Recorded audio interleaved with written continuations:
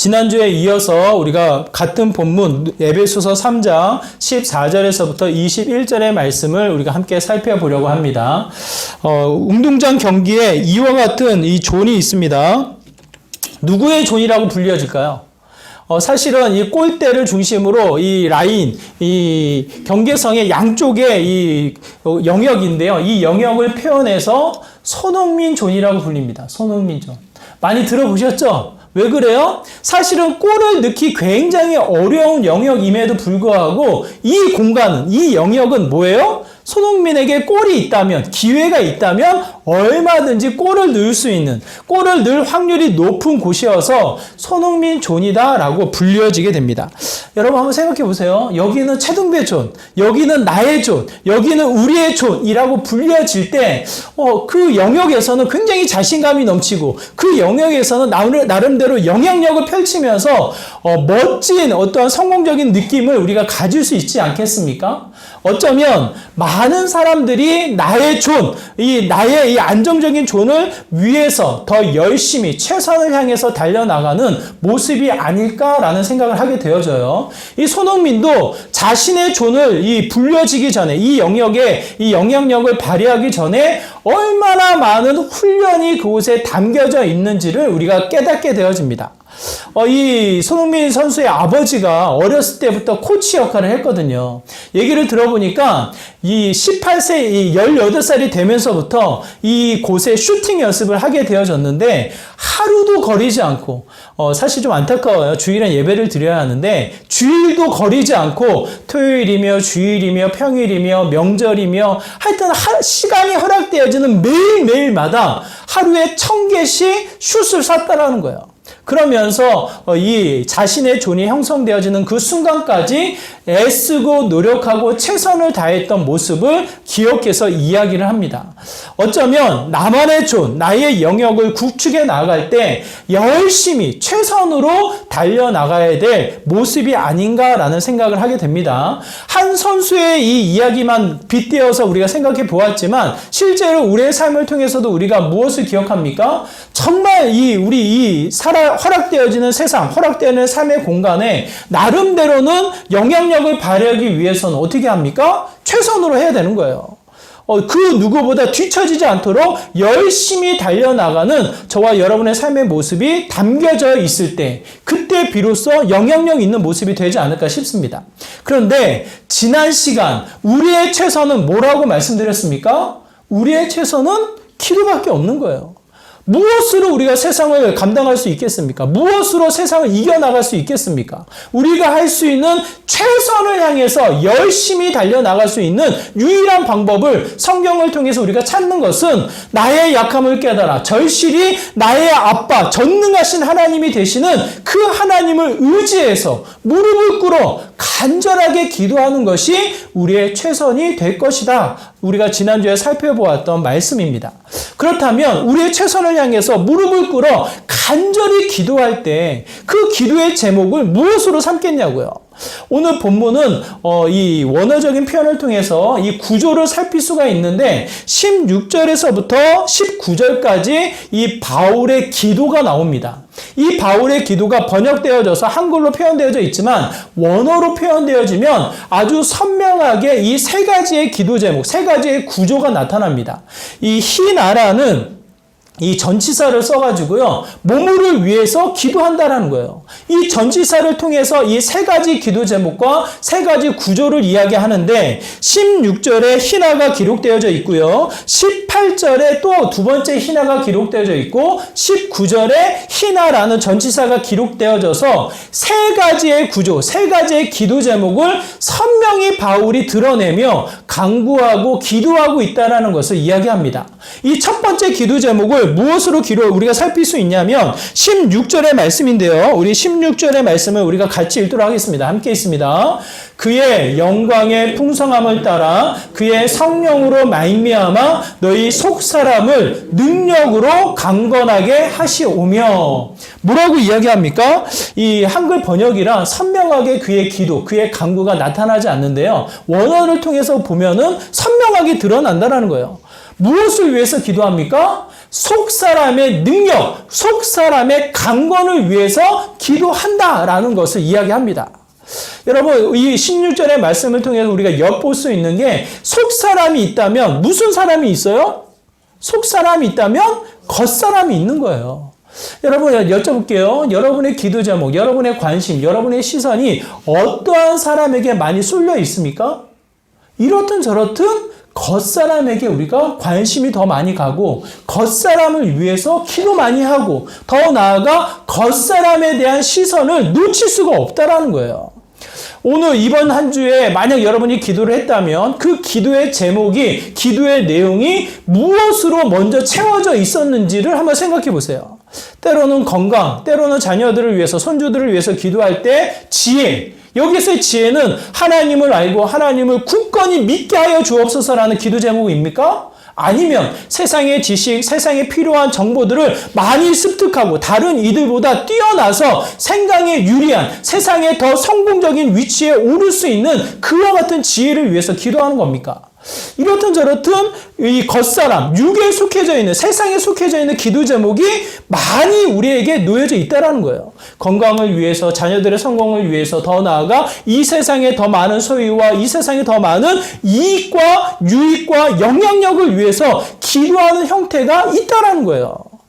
여러분, 이것이 잘못된 게 아닙니다. 영지주의자들이 속과 겉, 영과 육으로 나누어서 겉사람, 육은 버려야 된다, 잘못됐다 이렇게 지적하며 잘못된 이해를 했지만, 이원론적인 사상의 잘못된 배경을 가지고 있지만 그렇지 않아요. 저부터도 분명히 겉사람을 위해서, 또한 세상의 영향력을 위해서 기도합니다. 그렇지만 오늘 본문을 통해서 우리가 깨닫고 우리가 다시 한번 붙잡아야 되는 것은 뭐예요? 겉사람의 기도가 잘못됐다, 그 기도를 하면 안 된다, 그 의미가 아니라 뭐예요?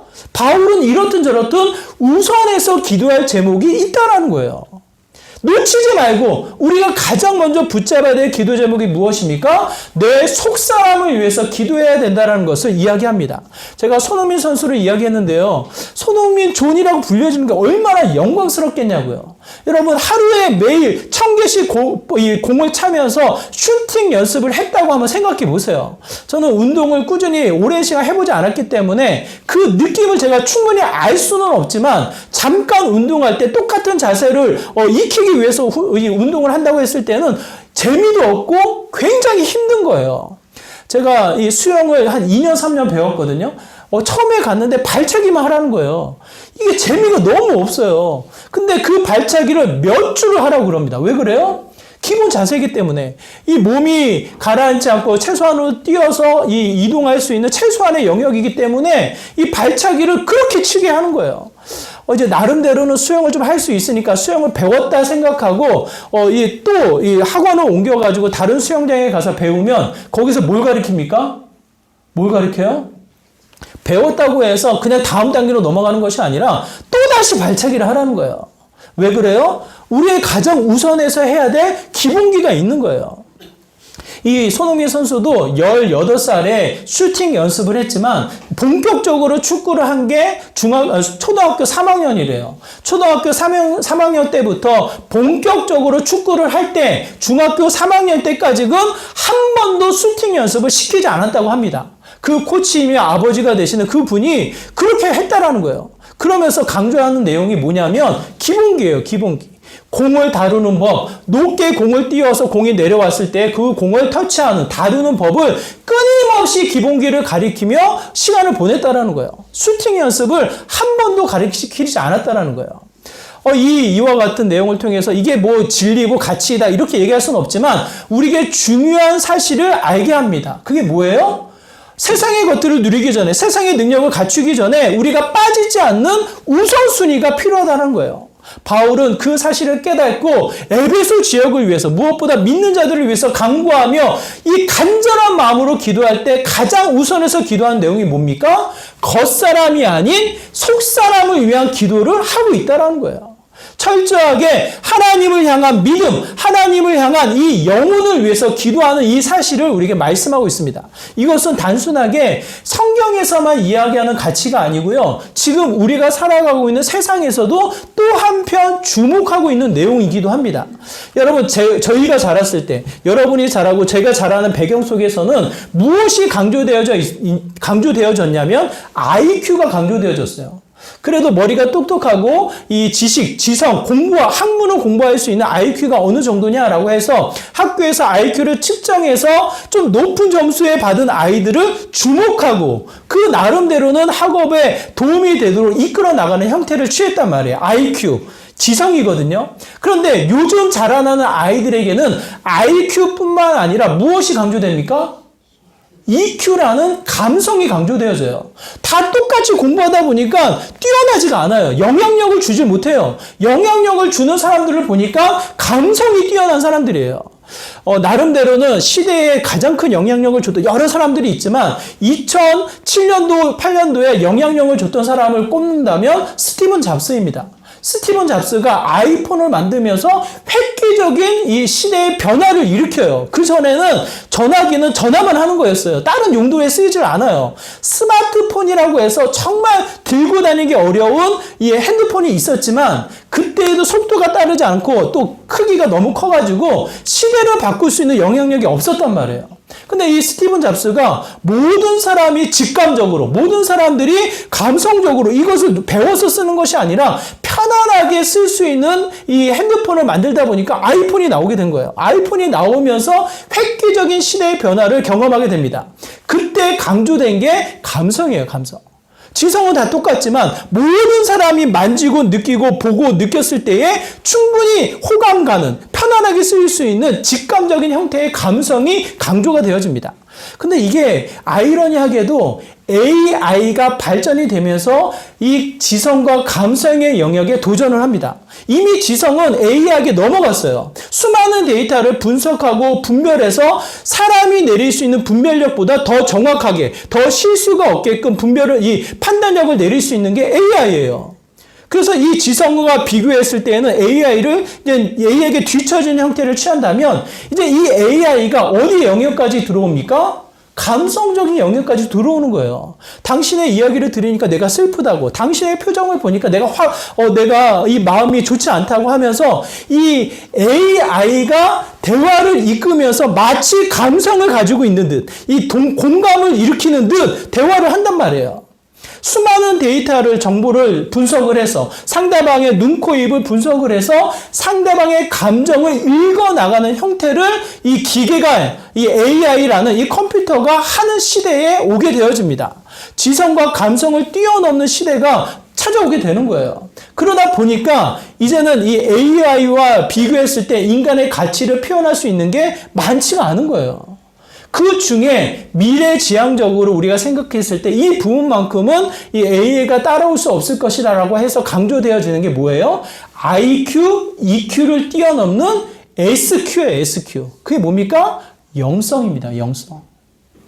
하나님과 하나님의 형상을 닮아 하나님의 이 성품, 초월적인 세상을 바라보면서 누구도 설명할 수 없는, 분명히 지성으로나 감성을 뛰어넘는 초월적인 인간의 한계를 뛰어넘는 그 영역이 있다라는 거예요. 그것이 곧 영성이라는 거예요, 영성. 그 어떠한 계산도 될 수 없고 설명도 될 수 없고 그 어떠한 것도 드러나진 않지만 분명히 경험되어진 내 속의 강함, 내 속의 영성이 자리 잡고 있는 그 부분을 강조해서 이야기를 합니다. 여러분 성경을 살펴보시기 바라요. 어린 아이예요. 어린 아이가 집에서 쫓겨나와 이 포로로 끌려가는 상황이 벌어졌다고 한번 생각해 보세요. 다니엘이에요, 다니엘. 다니엘이 어린 나이에 포로로 끌려갔단 말이에요. 집에 안정적으로 자라야 될 환경이 없어지고 전혀 낯선 공간에 끌려간 다니엘의 모습이 어떻게 비춰집니까? 두려움과 여러 가지 상황에 매여서 이 위축되어지는 모습으로 나타납니까? 그렇지 않아요. 다니엘서 1장에 이 비춰진 어린 소년의 다니엘은 세상을 바꾸는, 세상에 영향력을 주는 그와 같은 모습입니다. 그 다니엘이 지성이 뛰어나서 그렇습니까? 다니엘이 감성이 뛰어나서 그렇습니까? 그렇지 않은 거예요. 하나님이 주신 말씀에 따른 하나님에 대한 확신을 통해 그의 영성이 그의 삶의 영역을 변화시키는 아주 놀라운 이 사건이 다니엘서 1장에 기록되어져 있다는 거예요. 포로기에 또 한 사람이 주목되어지는데 에스더 여왕입니다. 분명히 여왕이라는 위치에 힘이 있는 듯 싶지만 여러분 한번 생각해 보세요. 그 당시에 포로로 끌려온 민족의 한 여인인 거예요. 정치적으로나 사회적으로 뒷받침할 힘이 배경을 가지고 있는 사람이 아닌 거예요. 얼마든지 어려운 상황에 또한 이 시시탐탐 이 에스더 여왕을 내려놓기 위해서 시기하며 음모를 꾸미는 일들이 얼마나 많이 나타나게 되어집니까? 그런 자리에 이 여왕이 자신의 이 포로로 끌려온 민족을 위해서 결단을 합니다. 죽으면 죽으리라 결단을 하고 왕 앞에 나가서 이야기를 합니다. 여러분, 그 연약한 여인의 모습임에도 불구하고 아무런 힘이 없을 것만 같은 여인의 모습임에도 불구하고 무슨 일이 벌어져요? 자신을 음모했던 그 원수를 이 심판대에 올려놓고 자신의 민족을 구원해 나가는 놀라운 역사가 나타나게 되어진다고요. 그게 지성으로 가능합니까? 그의 감수성으로 가능합니까? 그의 뛰어난 미모로 가능합니까? 그렇지 않은 거예요. 하나님과 이 안에 내재되어진 하나님이 주신 힘, 하나님의 영성을 통해서 나타나는 영광의 모습인 것을 깨닫게 되어집니다. 저와 여러분이 겉의 사람을 위해서 기도해야죠. 그걸 위해서 더 최선으로 달려나가 노력하고 준비해 나가는 모습을 갖춰야죠. 하지만 우선순위가 있다는 거예요. 우선순위가 뭡니까? 내 속사람의 강건, 내 속사람의 능력을 위해서 기도하는 자의 모습이 되어야 한다는 것을 이야기합니다. 16절의 말씀을 우리가 읽었는데요. 쉬운 성경으로 보면 이렇게 기록되어져 있습니다. 우리 쉬운 성경 한번 같이 읽어볼까요? 함께 있습니다. 하나님께서 크신 영광 가운데 성령을 통해 그분의 능력으로 여러분의 속사람을 튼튼하게 하여 주시기를 기도합니다. 바울의 우선순위의 기도 제목이에요. 여러분 정말 죄송한데요. 저보다 훨씬 나이가 많으신 분들 앞에서 건강 얘기, 나이 얘기하기 참 죄송한데 40대가 조금 다르고 50대로 가면서 조금 두려워지고 자신감이 상실되어지더라고요. 나름대로 이게 전에 그러지 않았던 약한 부분이 나타나니까, 이게 준비해야 되겠구나라는 생각을 하면서 이래저래, 전에는, 몸에 좋다라는 게 있으면 그냥 흘려 듣거나 그렇게 듣지 않고 그냥 흘려보냈는데 지금은 귀에 들리는 거예요. 귀에 듣고 끝나는 것이 아니라 찾게 되어지고 그것이 찾아지면 어떻게 됩니까? 또 꾸준히 섭취하고 또 내 건강을 챙겨나가는 형태를 취하게 됩니다. 그 왜 그래요? 내 몸이 약해지고 내 몸의 건강을 위해서 더 노력하고 애쓰는 자의 모습이 된다는 거예요. 왜? 내가 아프면 여러 가지의 이 불편이 나타나게 되니까 내 몸을 아껴서 건강을 챙겨야겠다라는 생각을 하게 되어져요. 제가 가만히 보니까 제가 아침에 먹는 알약이 5알이 되더라고요. 그 중에 하나가 머리 빠지지 않는 약도 있어요. 이렇든 저렇든 건강을 챙기는 거예요. 겉사람을 챙기는 거예요. 왜? 더 건강하게 오래 사역하고 더 나아가 해야 할 일을 해야 한다는 명문하에. 그런데 여러분, 오늘 본문은 그거의 우선순위가 아니라고요. 그 기도 제목이 아니라고요. 바울이 간절하게 무릎을 꿇어 아버지가 되시는 전능한 하나님 앞에 자신의 약함을 토하며 최선을 다해서 기도하는 이 첫 번째 기도 제목이 뭡니까? 자신의 속사람의 능력과 튼튼함과 강건함을 위해서 기도한다라는 거예요. 저는 저와 여러분이 이 바울의 간절한 우선순위를 놓치지 마시고 우선순위의 기도 제목을 우리가 삼아 내 속사람의 강건함, 내 속사람의 튼튼함, 내 속사람의 능력을 위해서 함께 기도하는 저와 여러분의 삶이 되기를 간절히 소망합니다. 여기에서 두 번째 기도 제목이 무엇으로 나타나냐면 17절과 18절의 말씀인데요. 17절과 18절의 말씀 우리 같이 읽어볼까? 함께 했습니다. 시작. 믿음으로 말미암아 그리스도께서 너희 마음에 계시게 하시오 고 너희가 사랑 가운데서 뿌리가 박히고 터가 굳어져서 능히 모든 성도와 함께 지식에 넘치는 그리스도의 사랑을 알고 17절 18절 이 번역된 내용이라 눈에 확 들어오지 않지만 분명하게 기록되어져 있는 원어적인 표현을 보면 이 희나라는 표현을 통해서 그리스도의 사랑을 알기를 기도합니다예요. 뭡니까? 우리의 속사람의 강건함을 위해서 또 한 번 간절하게 기도하는 게 뭐냐면 우리의 속사람 속에 무엇을 알아요? 하나님을 알기를, 예수 그리스도의 깊은 사랑을 절실히 깨닫기를 기도합니다. 여기서 안다라는 표현이 지식적인 정보로 내가 예수님을 알았다 이게 아니에요. 경험적으로 충분히 뭐예요? 예수님의 사랑을 느끼며 예수님의 사랑을 경험하며 그 사랑을 받아 그 사랑 안에 내가 아는구나 이렇게 이야기를 하는 거예요. 제가 사랑하면 제일 먼저 떠오르는 게 어머니이고 그 어머니를 생각하면 이 느껴지는 어머니 품에 느껴지는 따뜻함과 포근함과 어머니 이 몸에서 나는 향기예요, 향기. 제가 설교를 준비하다 보니까 그 느낌이 확 오더라고요. 그게 뭡니까? 사랑이에요, 사랑. 자녀를 위한, 손주를 위한, 가족을 위한 사랑의 헌신과 그 사랑의 마음을 아는 거예요. 그것을 알았을 때에 어머니를 더 많이 생각하고 그 어머니를 통한 사랑을 이제 우리 자녀들에게 보내야겠구나라는 내림 사랑의 마음을 또 한 번 갖게 되어지는 거예요. 내가 부모님처럼, 내가 어머니처럼 내가 정말 사랑할 수 있을까? 이 마음에 이 고민을 하면서 또 한 번 나에게 주어지는 이 책임과 또 헌신과 이 여러 가지 사랑의 마음을 쏟아놓는 일을 하게 되어집니다. 왜요? 사랑을 받았기 때문에. 만약 그 사랑을 받지 못했다면 많은 사회 심리학자들이 이야기합니다. 받지 못한 이들이 상처가 되어서 결국 또 다른 상처로 나타나게 되어진다고 그 표현을 합니다.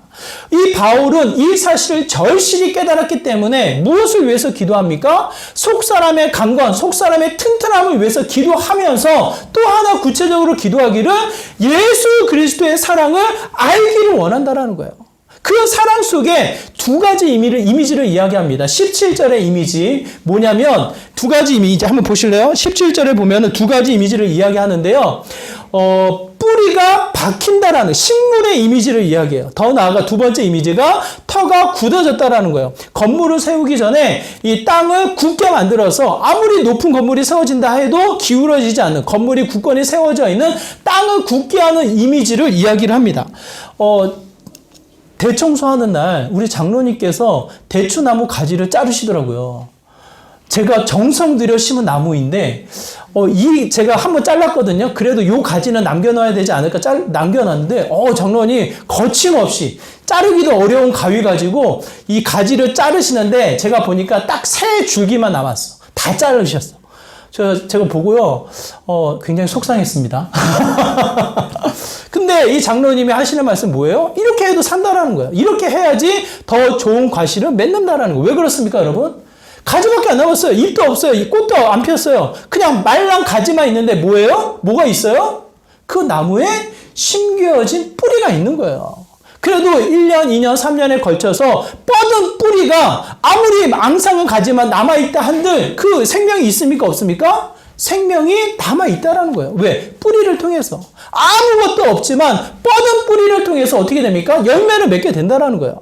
우리는 열매를 위해서 기도합니다. 세상의 풍성한 열매, 정말 세상이 가치 있는 열매를 맺게 하여 주옵소서라고 기도하지만 열매를 맺기 위해서 기도하기 전에 우리가 알아야 될 것, 먼저 우리가 깨달아야 될 것이 무엇입니까? 내 영혼의 속사람이 하나님의 사랑을 알아. 그 사랑 가운데 굳건히 이 뿌리를 내리고 있어야 한다는 거예요. 뿌리에 이 예수님의 사랑의 뿌리를 내리고 있을 때에 합당한 열매가 마음껏 풍성하게 건강하게 열린다라는 것을 이야기를 합니다. 더 나아가 여러분 건물을 짓는 거 한번 보세요. 아파트가 어느 세월에 쑥쑥쑥 건물이 세워져 가는 듯 싶지만 가만히 보면 털을 잡기 위해서 공사에 반 시간을 사용합니다. 반 시간이 아니라 할지라도 공정의 3분의 1을 투자해서 무엇을 합니까? 땅을 다지는 일을 한단 말이에요. 높은 건물을 세우기 위해서 더더군다나 이 땅에 이 기반을 세워나가는 일을 하게 됩니다. 제가 뼈저리게 느낀 게 뭐냐면 경험한 게 이 롯데타워예요. 롯데타워. 우리나라에서 최고 높은 빌딩이 세워지는데 공사는 시작했는데 몇 년이 가도 올라갈 기미가 보이지 않는 거예요. 공사가 멈췄나? 생각할 정도로 시간이 한참 지나게 되어집니다. 그래서 나중에 이 건축하는 분에게 여쭤봤더니 올라가는 건 문제가 아니래요. 올라가는 것은 그냥 세워지는 것은 문제가 아닌데 정말 문제는 아무리 높게 쌓았다 한들 이 건물을 지탱할 수 있는 땅의 기반이 흔들리지 않게 세워지는 것. 기둥을 세우는 게 그게 문제라는 거예요. 그래서 땅에 기반을 세우는데 거의 3분의 1의 공정이 들어갑니다. 그 이야기를 하더라고요. 그만큼 우리의 이 성경을 통해서 이야기하는 게 뭡니까? 풍성한 이 세상의 열매, 멋진 집을 짓기 위해서 성공의 의미에 높은 권위를 우리가 갖추기 위해서 먼저 기도할 게 있다는 거예요.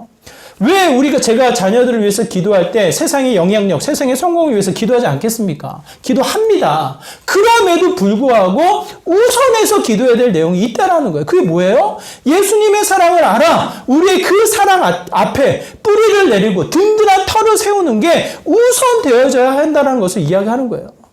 저와 여러분의 삶을 두고 다시 한번 기도의 제목을 두고 한번 여러분 살펴보시길 원해요. 속사람을 위해서 정말 그리스도의 사랑 가운데 우리의 자녀들이 뿌리를 내려 그 안에 삶의 터전을 세워 다시 한번 주님을 알아가는 삶이 되게 해달라고 기도하며 나가신 적이 얼마나 되겠냐고요. 그 시간이 어쩌면 기도의 시간의 3분의 1로 터를 세워나가는 일이 되어야 하지 않을까라는 생각이 듭니다.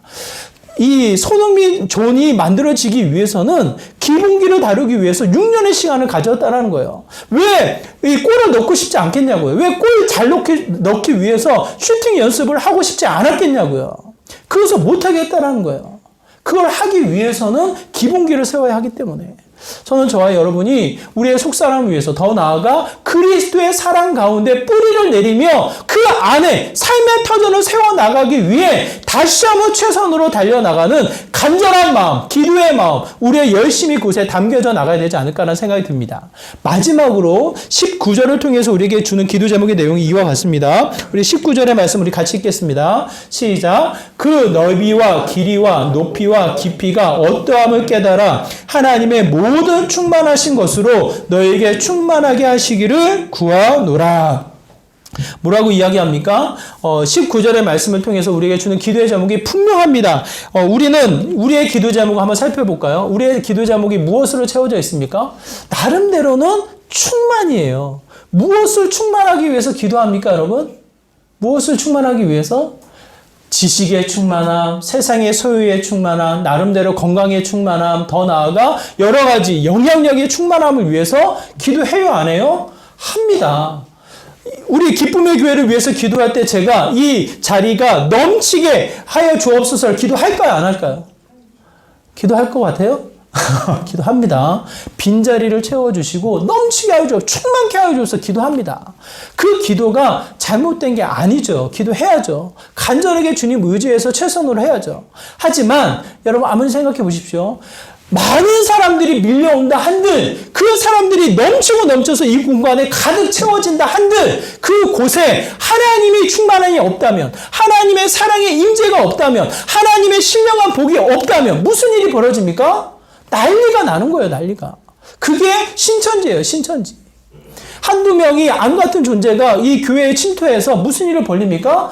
이 목사님의 설교에 트집을 잡는 거예요. 이 목사님의 설교가 잘못됐다고 트집을 잡으면서 왜 목사님 가지고 그러냐고 하면서 이 갈등을 일으키는 거예요. 갈등을. 싸움을 일으키는 거예요.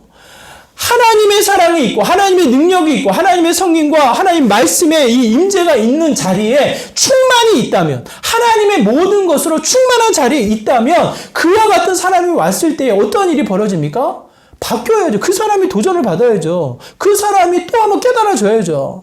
물론 저도 두렵습니다. 우리 교회에 정말 무슨 일이 벌어질까? 만약 신천지 같은 사람이 와서 전략적으로 우리 교회를 공격해 나간다면 무슨 일이 벌어질까 두렵습니다. 그럼에도 불구하고 또 한편 생각하는 거예요. 하나님의 충만한 것으로 채워져 있다면 그 사람이 변해야지. 그 사람을 통해서 문제가 일어나고 그 사람을 통해서 갈등이 일어나고 그 사람을 통해서 교회가 무너지는 게 정말 맞을까? 라는 이 고민을 하게 되어지는 거예요. 왜 그렇습니까? 세상의 것들이 밀려 들어오고 세상의 것들이 충만히 여겨진 이 순서가 바뀌면 결국은 그것이 곧 감당할 수 없기 때문에, 사람을 변화시킬 수 없기 때문에 결국은 뭐예요? 그것을 통해 문제가 일어나고 그것을 통해 어떻게 됩니까? 또 하나의 이 세상의 것, 이 세속화되어지는 교회의 모습을 보게 할 뿐이라고요. 아무리 교회가 발전하고 교회가 커지고 교회에 사람이 많아진다 한들 하나님의 것이 충만히 임하지 않는다면 결국은 그 교회는 세상과 다르지 않는 세속화되어져 있는 모습으로 치닫게 되어진다고요. 겉으로는 십자가가 있고 겉으로는 교회인 듯 싶지만 아무런 말씀의 능력, 아무런 사랑의 열매가 맺어지지 않는 잘못된 형태의 모습으로 나타나게 된다라고요. 바울이 그것을 절실히 경험하지 않았습니까? 하나님의 사랑을 제대로 알지 못하고 하나님이 충만히 자신에게 오지 않았을 때에 자신의 지식이, 자신의 경험이, 자신의 권위가 결국은 예수님을 핍박하고 예수님을 믿는 자들을 어떻게 합니까? 그들의 죽음을 합당히 여기며 그들을 잡아가려고 했던 게 바울이란 말이에요. 바울. 세상의 것이 아무리 가득 채워져 있다 한들 하나님의 것이 없다면, 하나님의 것이 채워져 있지 않다면 그것이 곧 독이 되고 해가 되어져서 세상으로 치닫을 수밖에 없다라는 것을 경험하는 거예요. 경험하는 거예요.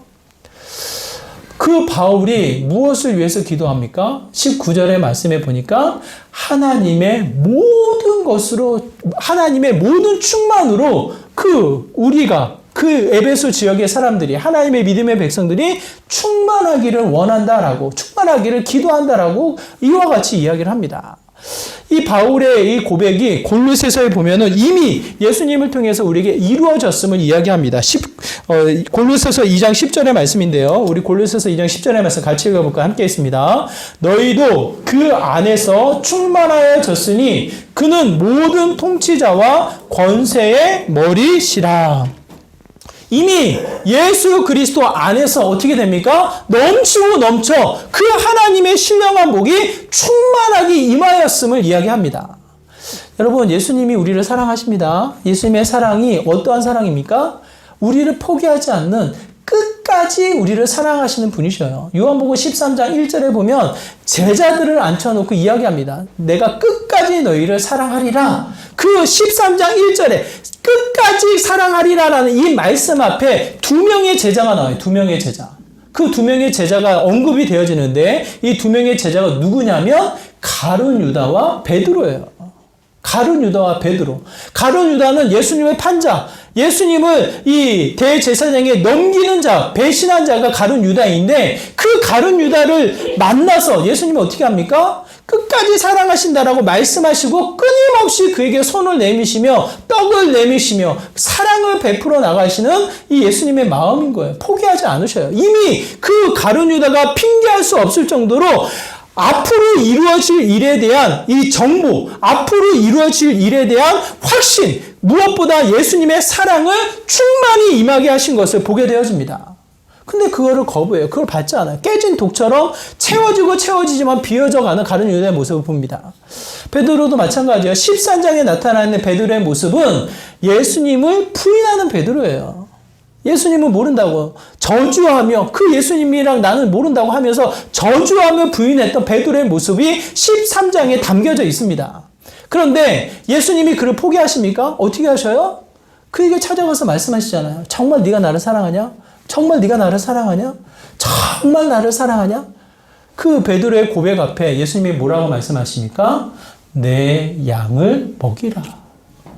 내 양을 먹이라. 내 양을 먹이라. 3번 부인하신 그 베드로의 이 모습을 다시 한번 꼬집고 회복시켜서 사명으로 채우시며 이끄시는 여호와 하나님 예수 그리스도의 흔적을 보게 합니다. 여러분, 세상은 우리가 무엇으로 이깁니까? 지식으로 이깁니까? 감성으로 이깁니까? 여러분이 가지고 있는 어떠한 능력의 이 한 가닥으로 세상을 이겨나갈 수 있습니까? 여러분, 저는 정말 자신 없어요. 세상이 너무 거대해. 생각보다 세상이 너무 악해. 너무 많은 힘과 능력, 소유를 가지고 있어요. 세상을 이길 힘이 없어요.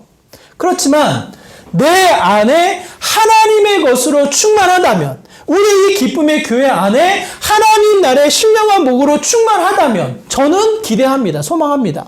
이 안으로 찾아온 세상, 이 안으로 찾아온 그 누군가는 어떻게 됩니까? 변화할 수 있는 거예요. 영향력을 받을 수 있는 거예요. 왜? 그의 충만이 충만으로 이어지기 때문에. 그의 사랑이 넘치고 넘쳐서 그 사랑이 나눠지기 때문에. 그로 인해 또 한 번 하나님의 능력, 하나님의 역사가 펼쳐지는 것을 보게 되어집니다. 그러므로 바울이 우선해서 기도하는 제목이 무엇이냐고요, 여러분. 겉사람, 세상의 것을 구하는 것, 세상의 것을 탐내는 것, 이 모든 것이 잘못됐다, 기도하지 말자, 하면 안 된다, 이 이야기가 아닙니다. 그 기도도 하지만 어린 아이처럼 아빠, 아버지, 하나님께 모든 것을 구하는 기도를 하지만 우선해서 기도할 제목이 있다라는 거예요. 하나님, 내 속사람을 튼튼하게, 강건하게 하여 주옵소서.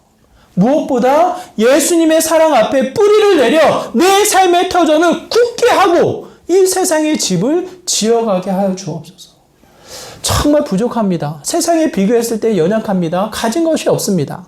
하나님의 모든 충만을 더하사 충만케 하여 주옵소서라고 기도하는 것이 우리에게 우선되어지는 기도의 제목이 아니겠습니까? 그 기도의 제목이 기본으로 세워져 있을 때, 그것을 누릴 때 또 한 번 세상을 이기고 세상을 변화시키고 세상을 바꾸어 나가는 저와 여러분의 삶이 되지 않을까라는 생각이 듭니다. 저는 저와 여러분이 정말 기대하면 좋겠어요. 하나님의 존, 하나님의 영역, 우리의 가정, 우리의 이 믿음의 공동체, 내가 활동하는 그 삶의 공간에 이 공간이 하나님의 존이 되어서 그 자리가 내가 수고하는 내 성김과 내 애씀이 나의 존이 되어서 다시 한번 승률을 높이는 거죠. 골을 넣는 거죠. 다른 사람들은 못 넣지만 그 자리가 하나님의 존이 되어서 하나님의 영광을 드러내는 믿음의 현장이 되는 거죠. 그러기 위해서 우리는 정말 기본을 위한 기도를 놓치지 말고 끊임없이 애쓰며 그 기도를 통해 달려나가는 저와 여러분의 삶의 모습이 되어야 합니다. 자연스럽게 겉사람을 향할 수 있지만 끄집어 당겨서 속사람을 위한 기도를 끊임없이 우리가 외쳐야 하겠고요. 하나님의 사랑이 기본이에요. 하나님 사랑만 우리가 충분히 경험하고 누리면 그 사랑이 흘러나갑니다. 더 나아가 그의 충만이 우리에게 가득 넘치면 그 자리는, 그 가정은, 그 현장은 충만의 역사가 펼쳐질 것으로 확신합니다. 우리의 신앙의 기본기를 위해서 다시 한번 간절히 기도하시고 자녀를 위해서, 손주를 위해서 기도하시고 하나님의 능력, 하나님의 승전구를 울려나가는 믿음의 귀한 삶이 되기를 간절히 소망합니다. 저와 여러분의 복된 삶 가운데 다시 한번 하나님의 영광이 드러나는 믿음의 복된 삶 되시기를 주님의 이름으로 축원합니다. 우리 말씀을 기억하면서 함께 기도하기 원합니다. 하나님, 우리의 삶이 다시 한번 우리의 영성, 우리의 속사람을 위해서 기도하기 원합니다. 하나님의 사랑 앞에 뿌리를 내리며 삶의 터전을 세워서 하나님의 충만이 임하여 나가는 믿음의 삶이 되기를 간절히 소망합니다. 다시금 우선순위의 기도 제목을 놓치지 않게 하여 주시고 하나님의 승전구를 울려나가는 믿음의 복된 삶이 되게 하여 주시옵소서라고 이와 같은 마음으로 우리 함께 기도하며 나가도록 하겠습니다. 기도합니다. 하나님 아버지, 시간 간절한 마음으로 기도합니다. 세상과 비교했을 때 가진 것이 없습니다. 세상과 비교했을 때 무지하며 연약하며 보잘것없는 우리의 연약함임을 고백합니다. 그렇지만 다시 한번 우리의 속사람이 강건할 때, 우리의 속사람이 능력으로 주님이 채워주실 때, 충만으로 임하여 주실 때 하나님의 역사가 있고 세상을 바꾸어 나갈 수 있는 하나님의 이 은혜가 있음을 고백되어집니다. 하나님의 사랑을 절실히 깨달아 그 안에 뿌리를 내려 우리의 삶의 터전을 세워 다시 한번 이 세상에 영향력을 주는 믿음의 삶이 되기를 소망합니다. 하나님, 우리의 신앙의 기본기를 놓치지 않게 하여 주시고 간절히 기도할 때 응답하여 주시고 하나님의 사랑을 충분히 알게 하여 주시고 다시 한번 주님의 충만이 증거되어져 나가는 믿음의 귀한 삶이 되게 하여 주시옵소서. 세상과 비교할 수 없는 하나님의 능력, 하나님의 사랑, 하나님의 충만이 경험되어지게 하여 주시고 증거케 하여 주시고 다시 한번 선한 열매 맺어 나갈 수 있도록 하나님 은혜 더하여 주시옵소서. 주님.